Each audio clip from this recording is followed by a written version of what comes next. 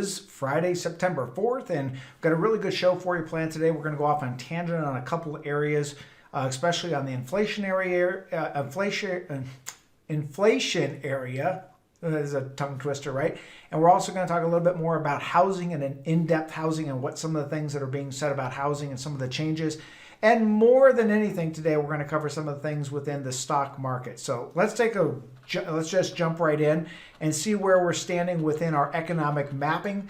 You know, this is the mapping that we started way back in February, and many of you have been following this very closely. And as you know, I've only made a couple versionary changes. The fundamentals of this economic mapping have not changed at all. The timing I have pushed ahead because of the because of the vaccine, mainly because of some of the social unrest. And that was an unperceived event or an unpredicted event back in February when I built this. So what I did is I just pushed a lot of the dates and times forward a little bit. As many of you know, I was predicting a lot of volatility within the market, and I've been getting some emails this morning and asking, is this the beginning of the volatility that I predicted? Well, look, you can't argue when a market goes up within a 4 to 5 month period of time, and you see just within the last 2 weeks every day is a gain. Why is anybody surprised when the market has a down 2-3% when it's gone up by 8 to 10%? Why is anybody surprised when Tesla shares go up? I've talked about this. This is not a long-term consensus of what the stock market is going to do. This is the short-term game playing situation where large hedge funds, large mutual funds, large institutions are playing against the psychology. I sat here and watched this happen for 30 years. They'll buy in only after they see the market going up. Institutions love that. They're waiting, sitting back with bated breath because people buy in. A great example is Robinhood and all the amateur investors that are out there, and they're buying and they're shorting markets, and they're covering calls on markets, and they're buying options on markets. It's as insane as what I remember back in 96 and 97. And you might have heard me tell this story, but it goes for repeating it because this is the mentality. And again, the only enemy in this entire financial market is really what lies between somebody's ears. And if they let the emotion and they step back and they don't understand what's happening, that's where people get burned. So, back in 96, there was these people that were day trading, and literally they were leaving their jobs. Storefronts were opening up in order to accommodate day traders. And people were, commenting, well, I made 1,000% today. Well, when the tech crash happened in 99, all those people went out of business. They had to go back and find real jobs. They couldn't play the market. We're going to see a lot of that right now because people are just throwing money at stupid things and it's going up. Things that like gold and silver, foreign IPOs, the stuff that I see in these kind of markets, I should be used to it by now. I shouldn't get so passionate about it, but it's hard because I see humans repeating the same mistakes. I had this discussion with somebody last week about the whole belief that the economy is going to collapse and we're going to be, in need of gold. And so I'm going to go off on a little tangent here before we get to finishing the economic mapping so that you can understand why some of what's out there in the market today is very scary. Look, there's promoters out there that will sell things when they know that people are at a vulnerable moment and they know that people aren't educated. So here's a great example. A lot of gold promoters are out there saying, oh, you got to buy gold. You got to buy gold because the world's going to come to an end. There's going to be a second wave of the virus. Well, keep in mind, right now there's over 50 companies that are in vaccine trials that are close within 90 days of being approved. Then these promoters come out and they'll say, well, you have to have gold because if our currency goes to digital, well, there's another fallacy. We're already 92% digital. And if you haven't heard me talk about this before, I want our currency to go to digital, right? Because this will improve our actual dollar value. It will actually stop a lot of the problems like child trafficking, human trafficking, drug trafficking, fraud, all the things that go with having paper currency and be able to get outside the system. That just means that the feds are going to be able to track things better.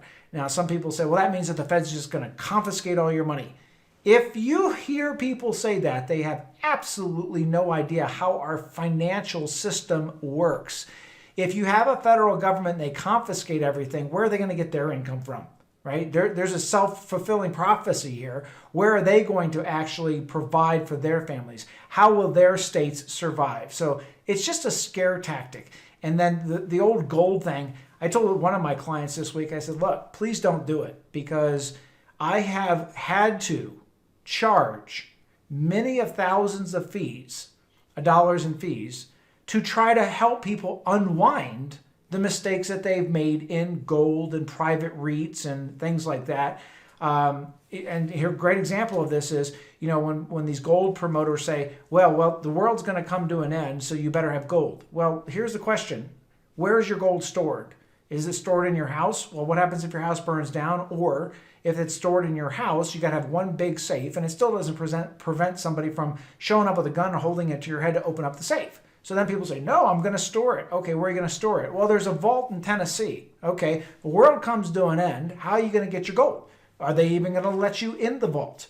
And then the question comes up of tradability, of, hey, if I have to buy food, how do I even know that gold is going to be worth anything? There's been plenty of times in history where gold has not been worth trading. There's other things. Look at just 6 months ago. You could have probably made toilet paper more valuable than gold. It's what is necessary at that time, and it doesn't mean that gold is going to hold its intrinsic value or its tradable value, right? So some of these ideas that are floating out there that are, and why do gold promoters like this stuff? Oh, they love this because they get to sell it to you at a 10 to 20% increase in value, because they're not going to sell it to you at what the indexes are, what the actual tradable value is. Number two is they're going to insure it. And number three is they're going to charge you storage fees. And then unfortunately, because now you're into this mess and you might have it in a storage locker, which we now have to report on tax returns and asset values. We have estate tax valuation problems. We have IRS wondering where all these assets are. And when you go to now trade them in, you better have really, really good records, because this is where people run into a problem. They don't have the great records. And the IRS is like, well, did you launder this money? Where did this gold come from? So again, I've been through this for 36 years. So what I can tell you is, please, please be careful of all this garbage media that is out there, right?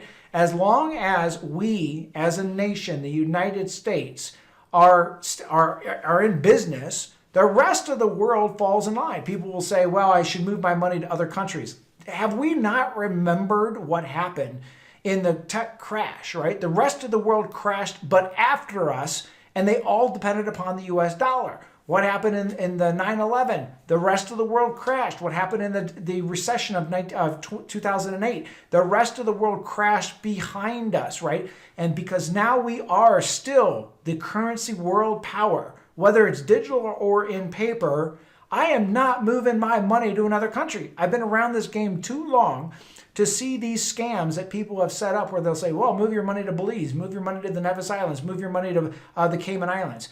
And read, just don't listen to just these promoters. Read what's actually going on, where you have to appoint a trustee in those countries who have absolute access to all of your money. Why? Just do the research on how many of these trustees have went off with everybody's money. And what are you going to do? prosecute them in Cayman Islands? You can't. What are you going to do? Prosecute them in the Nevis Islands? You can't. So again, if you ask me, I've been doing this for 6 years now. If you gave me the choice, I'm keeping my money right here in the U.S. because I know where it is. I know where the currency exchange is. I have access to it. And as long as I know that people still got to show up to Walmart and they got to show up to Amazon and they got to buy toilet paper and toothpaste and paper towels and whatever else they have to buy, I know that we have an economic system that will flourish, and we have a stock system that we can, within a year to 2 years, make reasonable prediction as to where people are spending money. People say, well, you're predicting what stock prices do. No, I'm predicting where people spend money and what they need and how trends change, right? I'm not going to recommend Betamax, because obviously Betamax, I use this all the time, went to cassettes. Cassettes went to CDs. CDs went to Blu-ray. Blu-ray went to streaming. my gosh, if you couldn't see that people were going to start streaming as soon as Netflix created it, then people had their head in the sand. Those people who argued to say, hey, I want to keep buying my CDs, well, now you got a stack full of things that you have a hard time even buying a device to play it, right? So again, I feel very comfortable and confident, and I say this at the beginning of today's show because I'm getting more and more of this, and you know, the gold, the silver, the world collapse, the move your money offshore, the digital money, just all the stuff that's out there. And all I can tell you is relax. This has happened over and over again. Let me just remind you of going back in the Reagan years when I started in practice. Don't you remember, if you're old enough, you remember the Japanese, well, we're going to call it the trade war. That's what we had back then. And Reagan beat the pants off the Japanese, and they still haven't recovered because they went up against us. We are the world's consumers. We are. We do not operate in a mentality of the Europeans or Eastern Bloc. We are the consumers. We drive those decisions. So when Japan tried to beat us in the trade war, again, it's been, well, no, actually, 30 years, they still haven't recovered from that. And during that period of time, I still remember people all worried, and they're saying, oh, well, we're going to be trading Japanese currency. They're buying up all the real estate. They're going to own the United States. I remember that. And then I remember before the wall came down, everybody said, well, you know, the Russians own all these oil fields, and, you know, the world is going to be owned by Russia. Okay, well, the difference is that the Russian people as a culture do not consume. They do not have the monetary system like we do. It's more a dictatorship than it is anything else. So there's a difference. And each time that we run through these cycles, these snake oil salespeople like the gold, the silver, the private REITs, and oh, now I see this other one. The other one to be very careful of is the self-directed IRA, where you can do whatever you want to do with your IRA. You can buy gold, you can buy silver, right? People are buying this. So we had one client send us this stuff, and I said, look at the custodian fee alone is $2,000. And then you have a storage fee, and you have an insurance fee, and IRS doesn't like gold inside of an IRA to begin with. So again, what I could tell everybody is this. I'm not going to tell you just to relax, because I wouldn't like that if somebody told me that. What I'm going to tell you is do the research with absolute mathematical and fundamentals. Don't listen to the stuff where, like, what was this one? Stansberry Research. I love these guys. It's all doom and gloom, and everything's going to come to the world's going to come to an end. They've been saying that for 30 years, right? Because they're trying to sell newsletters on you predicting what you do with your money and when the world comes to an end. Oh, going back again, don't you remember when the world was going to come to an end, when the year 2000 clicked over and all the clocks, everybody was going to lose power, there'd be no computers, and it was a doomsday thing. You know, I had people going and digging holes in land, thinking that they were going to escape things. This is, again, I'm not going to tell you to relax. I'm going to say, look at the logic, look at the research, look at how people operate, and hopefully that will give you better foundation. Somebody asked me the other day, said, do you worry about it? Not even. I don't lose 1 second of sleep. What I do is look at the math. I look at where things are going. What is the unemployment rate? What are the feds doing with inflation? What are they doing with interest rates? What are people buying? Where are they buying it? And where are they living? Where are they moving to? And when you look at those statistics, like I'm about to give you today's show, hopefully that'll make life a little bit easier. I only preface this show with this discussion because I've seen these emails and questions being sent over to me multiply by tenfold just within the last month or two. People ask me about the world collapse. You want to be worried about something? It's worried about what's going to happen with the election. And it's not what's going to happen with the stock market. It's what's going to happen with taxation. That is my worry. It's not the stock market. If you look back in history, a lot of people say, well, if Biden gets in office because he's a Democrat, it's going to bode terrible for the stock market. That's actually not statistically correct. If you actually look at it, when Democrats were in office, the stock market as a whole has actually outperformed when Republicans have been in the presidency. It's not about that. It's about what are you as an individual going to hold on to after tax. So when we look at macroeconomics and we say, what's going to happen to the stock market? Well, I don't think there's going to be much difference over the long term between Biden and Trump. But when I ask myself, what is going to happen to my clients? And this is why we focus so heavily on tax protection. What is going to happen to them? If they do not plan and they do not look at taxes as the real risk, they're going to get decimated. Look at what they just did with the Secure Act of 2020 in January, right? They eliminated the RMD. They eliminated the stretch. I've said this over and over again, and I know I'm repeating myself, but I'm saying be careful. If you do not have a solid tax plan going into this election, and we already see what the writing on the wall is. They've already now submitted the bills for means-based and income-based Social Security to reduce the amount a person has based upon the assets or the income that they have. Now, the good thing about this is all of these things can be changed, right? We can determine how much an income tax we pay. Now, there's two functions. One is how much complication are you willing to take on? And number two is how much income do you need to spend and what do you need to spend it on? If you need to spend it on travel and you don't own a business, that's going to cause some taxation. But if you need real estate, well, then there's ways that we can do that without tax. So again, taxation is controllable. The stock market is not predictable or controllable short term, but where people are spending money is easily trackable, and where people are spending money will dictate what parts of the stock market will or will not do well. Now, with that in mind, we're going to continue this, and because you see here, I've put in the biggest tax risk is after the election, because as Biden's plan says, he's going to increase corporate tax. He's basically saying all these wealthy people don't deserve it and they should give more back. Trump's position is very different. His position is if you pay less in tax, there's more to spend. If there's more to spend, there's more people to employ. If there's more people to employ, the velocity of money kicks in and everybody makes more because there's actually more taxation when people are working versus higher taxes at where the money needs to be spent, which is at the corporate level. Or at, people criticize these billionaires, but the consumption that they create and the jobs that they create, it's hard to criticize it. Because if you looked at, say, a Jeff Bezos worth $200 billion, and you said, I'm going to tax that $200 billion, what is the amount of tax they get on that $200 billion versus the amount of tax that they get by continuing to grow Amazon and all the people they employ, the employment taxes, the taxes that they're paying. Then you turn that into the houses that are purchased, the property taxes that are paid on that. So I'm not on a party side. You've heard me say this before. I'm in the Green Party because it is my true deep belief that when you truly your economy is going strong and people have money, job security, then there's less crime. There's less child abuse. There's less all bad things that go on in our economy or society, right? And so I'm of the Green Party, but you still have to understand that there's going to be some volatility. And I made some predictions that volatility was going to be really heavy in October, basically because of the two factors. One is the vaccine, and two is the election. There hasn't been an election since I've been alive that I've been tracking it, that there hasn't been wild volatility before the election. Now you add on the pandemic and the virus, and now you have an increase in the potential for that volatility. Well, look, housing is a part of this.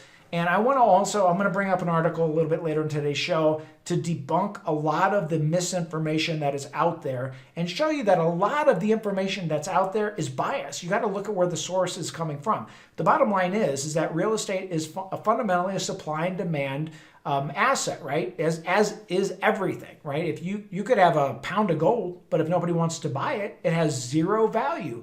Right? So everything is supply and demand, including real estate. But real estate also functions upon employment, interest rates, supply and demand. And there's a couple functionary things that are going to be coming up that you got to be aware of.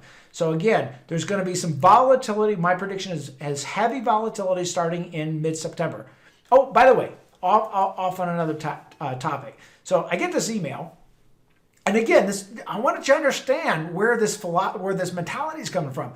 It says, so Ken, you're predicting some volatility in September. So when should we start selling and buying? I never said that. I never once said you should try to predict what's going to be happening in the short term. I said that there's going to be volatility. And I also said, hold on, the horse is simply going to run. If you're going at a slow trot, you're not bouncing very much. That horse takes off, you better hold on to the reins because he's going to be bouncing you all over the place. That's what's going to happen. This horse is going to take off and you're going to start bouncing. I'm not saying get off the horse. I'm not saying get on a new horse. I'm saying just hold on. Be prepared for the volatility. However, there is a fundamental thing that you can do with real estate because, again, real estate's a little different animal than the stock market. It isn't day-to-day volatility. It's trend volatility. And that trend usually is 1 year to 2 years in trends. So what we're going to cover in just a minute is some severe volatility that I'm predicting based upon these fundamentals. Now, again, I originally said in version 1 and 2 of my economic mapping that the real estate volatility was really going to happen closer to February, March, April. And now you know I've already pushed that into June, July, August of 2021. All right, well, let's jump into this thing and talk about the tax proposals. Right now, there is another proposal to convert all retirement savings to after-tax, meaning no longer allow before-tax savings. Now, this is a pretty big ask because there's not just, it would be like saying, let's go to a flat tax. It sounds great, sounds easy, but do you know how many people are employed at the IRS, are employed in tax software, are employed in the accounting profession? So now you're taking millions of people out of the workforce, and that will have a dramatic effect on the economy. So people will say, well, why don't they just go to a flat tax? Too many people are employed. It's too connected of a spaghetti bowl to just get rid of it, right? So yes, you could probably decrease people's tax prep time. Yes, you could probably increase the revenues to the government, but there's an offset to that with the millions of people that would go unemployed. You know, right now we're talking about 10 million people unemployed, and there's an estimate that if you went to a flat tax, it would make 1.2 million people unemployed. Well, that's 10% of our total unemployment right now, which is pretty drastic. There's another proposal in there to change Social Security to a means test and income-based test. One of the things I'm not a fan of is the reduced payroll tax or eliminate it entirely. Look, right now, Social Security is due to go bankrupt in 2034. Now that because of the pandemic, they've moved it back to 2033, right? So the estimates is that if we got rid of the payroll tax, it would actually be bankrupt in about 15 months from now. So that's a thing I'm not a fan of. So the stimulus, we know that our lackeys down there in Congress, they're out there vacationing until September 8th while the rest of the American public is just hurting. Some people can't feed their families, and they're back on September 8th. So hopefully these jokers in Washington will get their act together and recognize this is the American public that they're holding up, and there's a lot of people that are hurting. There's still, even after we've gone from 15 or 20% unemployment down to, well, the new adjusted numbers I'll talk about in a minute are 8.2, but they're closer to 9.2 because of the way that the the Feds just changed the way that they calculate unemployment. But anyway, these guys in Washington, the ladies in Washington, they got to get on the boat. They got to pass the PPP. They got to figure out the mortgage forbearance. Not figuring it out so much as doing it because they've already done it, but figuring it out is when this mortgage forbearance comes due, how are people going to actually pay it back, right? Is it going to be added at the end? Is it going to be amortized over the period of time? What happens if the person is still unemployed, right? You got a stimulus check. You got unemployment. And you know, the White House tried to do as much as they could. We know that Nevada was very late to getting the extra unemployment. We know that California was, playing a little political game at the people's expense. So hopefully some of these states can get on board and get the extra unemployment to get some of their people help. We have student loan deferral. One giant Supreme Court case, and it was in Colorado.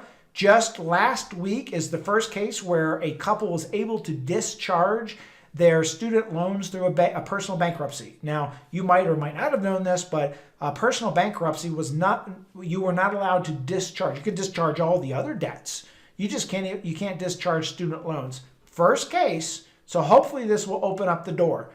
People ask me, am I a fan of this? Yeah, I actually am a fan of this. And when I look at it and I look at the way that organized education has gone and the cost for organized education. You may have heard that I was a very big fan of the disruption of the distribution and the manufacturing of China. As a matter of fact, I'm jumping for joy.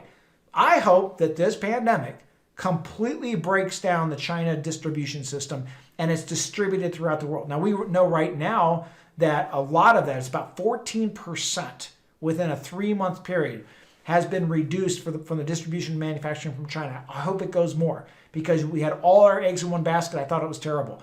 I also think that this pandemic will have a disruption in the formalized educational system that we've all been used to for the last 20 to 30 years. There used to be a lot of credit when you had a good college degree. Now, even when I review people, when I interview people, I honestly don't even look at the college education because there's so many colleges out there that are accredited, but that became a big business. And, there just isn't the meat that I saw 20 years ago. So I've lost a lot of faith in the organized education. So I hope that what this does is it breaks it down, and everything that breaks down, just like a muscle, you got to break it down before you make it stronger. I hope it breaks down the educational system and they rebuild it to where it's stronger, and we are now the leader in world education. State pension bailout. Well, this is one of the things that the Democrats want. The blue states want the red states to bail them out of their misdeeds or the misdoing or mismanagement of their finances. Don't agree with that at all, right? You are the government, right? You're supposed to show the American public how to manage your finances. If what you're doing is you are, mismanaging your pension funds, you're mismanaging your payroll, you're mismanaging your reserves, right? Then you can't go back to the states that are managing things well and say, sorry, there's a pandemic. I think you should bail us out. Wrong. That's not right. Economic indicators. Well, there's good news, bad news. So, if you read the surface of the news right now, it says that there's 1.4 million new jobs added. 20 million jobs were lost in April. 10 million jobs were regained. So we're at a 50% of where we were in April. So there's two things. One is that the published unemployment rate now is down to 8.4%, but they reconfigured how they're actually classifying people's unemployment. So if you back those things out that they just changed, we're still closer to 9.2. Still better than the 10.7 we were at, or 10.2 we were at about 2 weeks ago. Vaccine update. Well, some good updates here. We had 24 companies in phase 1, 14 companies in phase 2, 9 companies in phase 3 in the final test, and 3 companies approved for limited use. One of the things I also want to bring up is also this Dr. Fauci. I think this guy should have been depreciated out of any kind of public access whatsoever to begin with. The complaints that, Trump and some of the other people, and even the complaints against the Democrats, they always argue against each other, is they say things that are unfounded. Well, there was a report that came out that said that because of the FDA fast track, there might be a vaccine that's due out within the next 60 days instead of 120 days. Fauci comes out and says, oh, no, I don't believe that. But there's no actual evidence to what he said. What happened? Everybody got nervous. Stock market crashes. Again, people right now, they're buying and selling on emotion, and the institutions are just loving this. So let's take a look at the positive thing here, which is the FDA did say that they are willing to fast track some of the viruses past their phase 3 right into final distribution. And some of the companies are ramping up. I know Canada just ordered, don't quote me on this, I think it was 73 or 78 million doses of Novavax or Novavax. Look, you already know me. I'm terrible. I can't put a complete sentence together. Give me some money, give me some math, and I can make things work. But when it comes to pronouncing pharmaceuticals, medicines, please bear with me. I know some of you docs are going to send me these scathing emails. Ken, learn how to say these things. Look, I got a rebuttal. I'll manage the money. I'll make your life better financially. Just don't criticize me on how terrible my pronunciation is, because I agree with it. Anyway, economic interest rates. Fed rates 0 to 0.25. Money markets 0.15. Not much changing here. Mainly because the Feds have already stated that they're not really going to increase rates. So we can expect these rates because, again, there's a big change in what the Fed's their basis is. Now, again, I covered this last week. They're completely abandoning the Phillips curve. Again, the Phillips curve was this belief, and it was actually created, this concept was created in the 1800s, but it went into our monetary policy in the 50s, and it was a belief that unemployment creates high inflation. Low employment creates high inflation because people are spending more. But now, after 50, 60 years, 70 years, they've actually proved that that's actually not accurate. So they're actually planning on keeping interest rates low, and they don't mind if inflation goes away. Now, in a sense, I'm okay with this. You just have to have a a plan B. Okay, so one of the things that we're doing right now is we are now changing our allocations from long-term bonds and intermediate-term bonds into inflationary protected strategies. So the safety is the same, but the difference is the rate of return. So the signs are coming right from the Fed. It's nothing that's hidden. It's not public information, but we are making those fundamental changes right now. We made some of those changes back in July. It wasn't based upon what the Fed said. Our changes in that portfolio back in July were primarily based upon my prediction of the increase in inflation. At that time, the Fed still had a 2% cap, monetary cap, but it was based upon what I was seeing where people were spending money. And so I was fearful that bonds were going to get hurt, but tips would be the place to be for safety. Now that the Feds have really come out and just said, hey, we're doing away with our entire monetary policy that we followed for 70 years, and we're going to let inflation run wild because we don't think it has as a negative effect on our economy as we once believed it did based upon 70 years now of history, right? Positive for the stock market, right? Negative for bond markets, positive for tips. So that's the direction that we're going. You've heard me talk about this paradigm shift. And, I've seen people have commented on some of the videos. They've stated they think I'm wrong. That's okay. They stated that just 50% S&P 500, 50% bond aggregate, right? Well, we already know that bond aggregate now is a terrible place to be because of the Fed adjustment. But we also have to recognize that the S&P 500 index itself, or really any index, is always going to lag 6 months to 1 year. If the board of directors of those indexes only meet once a year, they're going to evaluate who they kick out and who they bring in. The Dow and I don't remember the names now, the Dow kicked out 3 or 4 people, and they kicked out Raytheon, and it slips me for now, but they brought they brought in Honeywell, and they brought in Salesforce, things where the trends are going because it's a market cap weighted index, right?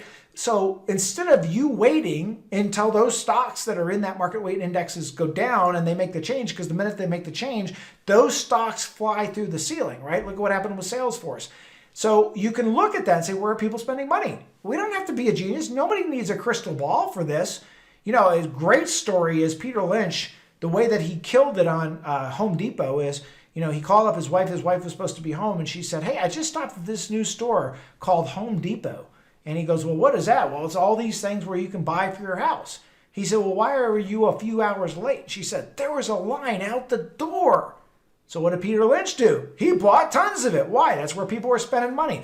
Well, to support what I have been saying now for, 6 months, here's a report from a very credible source, McKinsey Consulting. Now they say that 75% of Americans have changed brands during the pandemic, and they're spending monies in different ways and in different places. This just goes to support what I was saying 6 months ago, right? This is why we made the pandemic change to the new paradigm shift portfolio, and we're going to actually be making even more of a change as we're seeing those spending trends change. So life has changed. Where are people spending money? Streaming entertainment, home offices, home delivery, food delivery services, video services, REITs. So a lot of time we have a specific portfolio with commercial and retail REITs, and the nice part about it is that a lot of the leases are still being paid.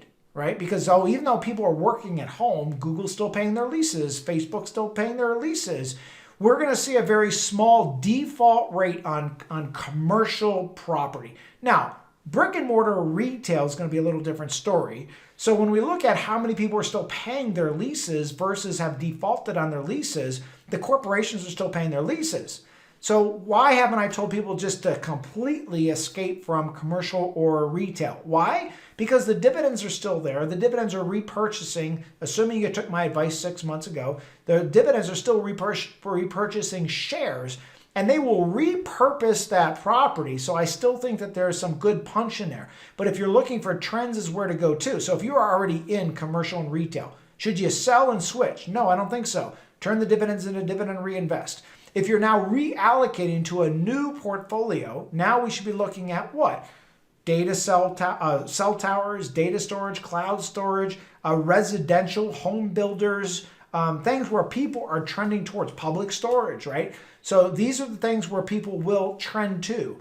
And there will be a slight 20 to 30% pullback once the virus clears itself up. There's companies like Facebook and Google that said people won't return to a physical office for a year or 2 years.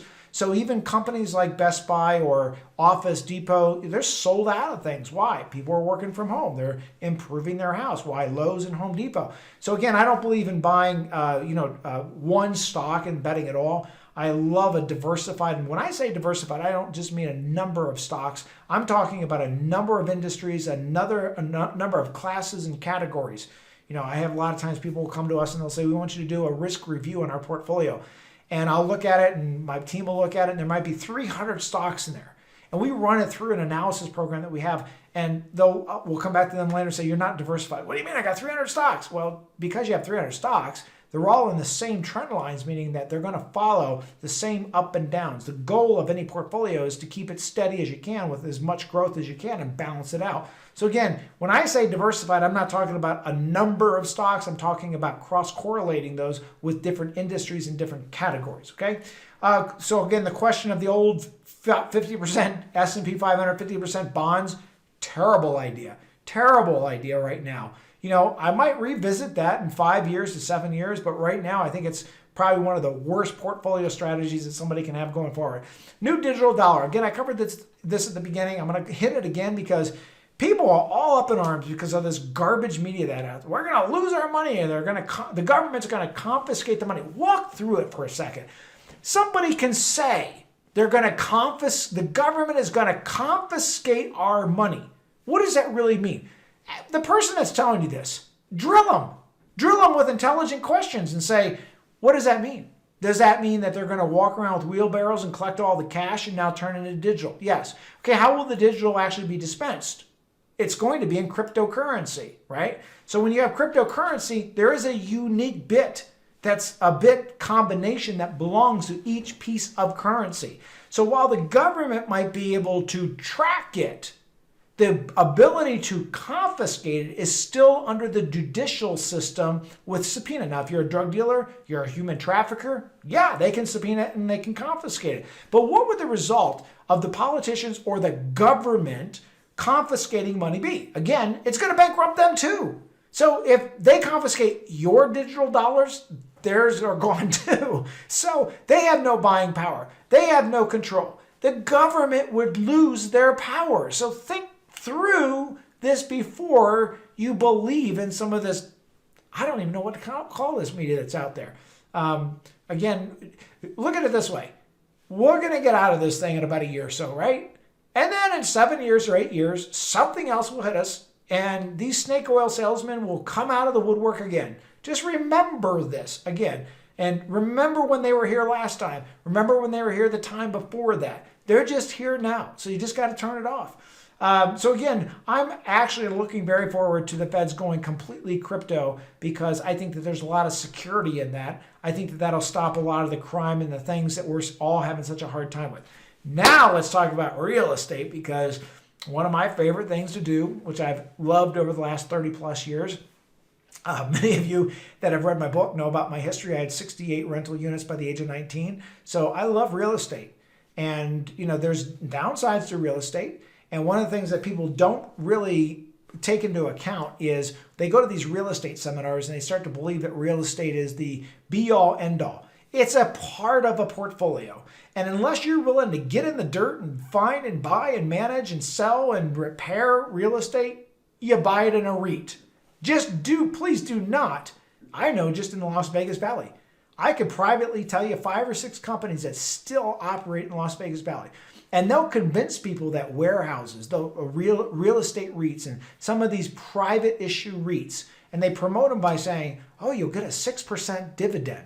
And technically it's not a dividend. They're lying through their teeth. It's cash flow, and it's a Ponzi scheme because the cash flow that they're paying you out is actually from new investors putting the money in. It's not technically from a profit from rent minus expenses. So again, a publicly listed REIT I'm much more comfortable with. And if you have the wherewithal, buy the piece of real estate. I mean, I think now we've rehabbed, I think about 11 properties in 8 years. And it's just a wonderful joy. It's just a lot of fun. It was so much fun that, we brought our kids along doing it. as they were growing up and taught them everything that they needed to know that we felt like we needed to prepare them. And here's a wonderful thing. Our one son now is an interior designer. And he now goes in and rehabs buildings and houses, and it's just a wonderful thing. So again, I'm not poo-pooing on real estate. I love real estate. You just got to know how to handle it. And you got to, again, cut out a lot of the misinformation that's out there. So let's take a look at real estate. Right now, I'm a little more confident with that when these mortgage forbearances come due in about 8 months to 10 months from now, that we're not going to see as much of a blip in the financial markets or in the agency bond markets, because the Fed just bought $1 trillion in this of those agency bonds. So again, if you understand the circle, you apply for a mortgage, somebody underwrites it, they package it together, they sell it to an investor. The investor then sells it to, retail investors as a bond package. That's the underlying security. So if everybody doesn't make their mortgage payments, the bond holders don't get their interest on the bonds, and then the bonds collapse, right? Sometimes, and that's what happened in 2008. And when you didn't have the real estate to support it, then you have a problem. Now, there is a fundamental problem within the real estate and what people are saying, and I brought something up here about how they're the new work at home is reshaping things. But I want to bring up this article here. This was in the Daily Dose, featured 24 hours ago, which is actually about 30 hours now because I pulled it out this morning. And it talks about why pending foreclosures really aren't going to have an effect. And you have to really think through the logic of what they're saying. Here's the first statement that they say. Well, people have a lot more equity in their house today, so it won't be as bad. What does that have to do with the price of tea in China? Nothing whatsoever. Look, if you have $1 million house and you have a $100,000 mortgage on it, if you lost your job and you can't afford to pay the mortgage, they're going to foreclose on you. Whether you have $900,000 or whether you have $1 million house with a $900,000 mortgage, the amount of equity in the home equity that you built up really has nothing to do with the price of tea in China at all. Nothing. And so there's things within here they're talking about how it's different than the 2008. Here's the difference. The feds are buying back some of the risk now. When 2008 hit, the feds had no time to act. They did not react the right way. Right now, they're what do you want to call it? Just headwinning this thing about a year in advance, which I think is very, very smart. So Steve Mnuchin, man, kudos to you. This is finally, and I'm trying to remember that guy's. I don't remember the guy's name. It'll come to me in a second. The guy that really miffed it back in 2008 with what they did with the mortgages and the foreclosures and the banks, etc. So I don't foresee that coming down the pike. What I do foresee is a very, very large, right now I think this article says that the number of mortgages that foreclosed was somewhere around 1.5 to 1.6 million in 2008. However, right now there's over 8.2 million mortgages that are in forbearance. However, as soon as we get that unemployment rate down, the second stimulus package, that forbearance will not have a direct effect, meaning that I'm not anticipating 8.4 million mortgages foreclosing, and I'm not even anticipating 1.6. And even if it did, we're in a completely different situation because of what the feds did with buying back that agency paper. Stock market. Well, we have a lot of going on in the stock market. A lot of this is controlled really by the amateur investors, the Robin Hoods, and the institutions. People are buying and selling on rumors. Here's the positive side. Durable goods just increased 100% since the beginning of the year. I mean, this is showing that we have a lot of power. So dangers of watching the short-term prices. Daily prices only matter to day traders. So if you're not a day trader, turn it off, right? I don't even watch this silliness that goes on in the market. What I do is watch all the underlying fundamentals that will control what the prices are in 6 months to a year. And again, that is going to be unemployment, stimulus, mortgages, per spend capita, birth rate. These are the things that will predict where the stock market is going, not what it does on a day-to-day basis. Here we go. We're going to end up with the stock market index. We're up 5.4% ending yesterday. We're not quite close to the market yet today while I'm producing this. So let's take the actions now. Change portfolio to a paradigm portfolio. Sell real estate. If you got the chance, sell it. It's not bad to rent for a year because I think the real estate right now, the price per price to rent ratio is very, very high. We just saw that the rent in Las Vegas since the beginning of the year went up 5.4%. Right, so that builds up the value of the properties based upon the rent as far as appraisals go. So again, there's some inequity now as far as what the pricing of property is and the per capita income and the ability for people to buy that. Now, low rates help, right? And I'm not anticipating rates going up, but there's still an inequity there. Consider tips as a major holding or a short-term replacement. Look, reverse mortgages are a wonderful tool. A lot of people don't understand them, but right now with rates the way that they are, it's a wonderful place to start. And by the way, if you have a reverse mortgage, you know you can refinance that. People come in all the time, they'll go, I got a reverse mortgage. I'll say, what's your rate? I don't know what the rate is. What do you mean, what's the rate? They just gave me a check or they're giving me a monthly income. No, the rate. We had people who were coming in that the rate was 6.4 and you can refinance it now to 3.5%. Prepare for a real estate buyback next year. Search in rural areas and suburbs. Don't be looking in the cities. That's where the people are leaving. Buyback in the accelerated RMDs because of the IRS's further clarification on the CARES Act, and whereas most people are not going to qualify for the $100,000 withdrawal. And also, again, I'm not saying to try to figure out whether you should buy or sell with the volatility coming up with the election. Ride the horse. Just understand your horse is going a lot faster. It's going to be a little bit bumpier of a ride. Make sure you update your trust for the new Secure Act because of the change in the RMDs and the language in the RMDs. If you don't, it could create anywhere between 65% to a 100% tax to your beneficiaries. And again, as I stated before, reduce the amount of exposure in long-term bonds and intermediate-term bonds. This is something that we're now working on with the portfolios. If you're a client of ours, you'll start to see some rebalancing coming up here very shortly. Lastly, before we wrap it up today, hey, go on to HHRDM, or you could just YouTube channel. Just go on to YouTube, search, and just say H&H Retirement YouTube channel. You'll see this little screen pop up. Click on the little red button, subscribe, and as soon as you do, you're going to get emails when our next shows are coming up. It'll also give you access to any of the recorded ones. So if you can't make it on Friday, just go back in. You can find the recordings. Hey, with that in mind, I'm going to wrap it up. You have a great